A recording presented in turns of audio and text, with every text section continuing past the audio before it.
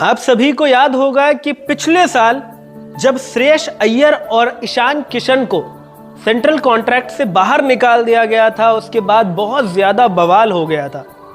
बहरहाल इन दोनों के लिए तो अच्छी खबर है कि इन दोनों को बीसीसीआई की तरफ से सेंट्रल कॉन्ट्रैक्ट वापस मिल चुका है, लेकिन कुछ ऐसे भी खिलाड़ी हैं जिनको इस कॉन्ट्रैक्ट से हटा दिया गया है।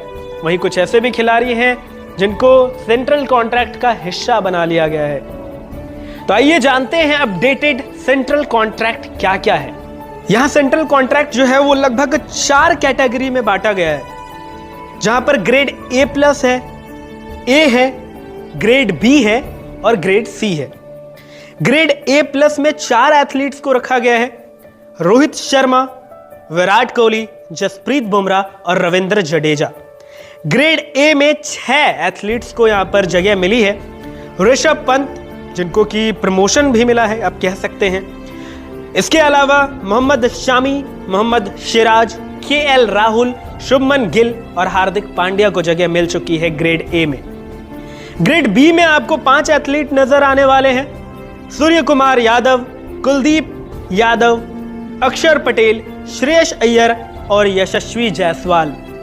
वहीं ग्रेड C में लगभग 19 एथलीट को जगह मिली है: रिंकू सिंह, तिलक वर्मा, ऋतुराज गायकवाड़, शिवम दुबे, रवि बिश्नोई, वॉशिंगटन सुंदर, मुकेश कुमार, संजू सैमसन, अर्शदीप सिंह, प्रसिद्ध कृष्णा, रजत पाटीदार, ध्रुव जुड़ेल, सरफराज खान, नीतीश कुमार रेड्डी, ईशान किशन, अभिषेक शर्मा, आकाशदीप, वरुण चक्रवर्ती और हर्षित राणा।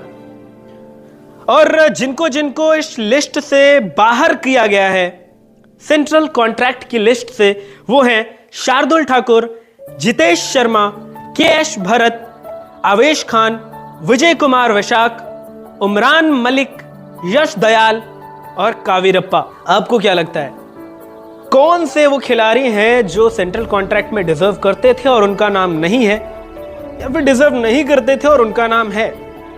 कमेंट सेक्शन आपके लिए खुला हुआ है।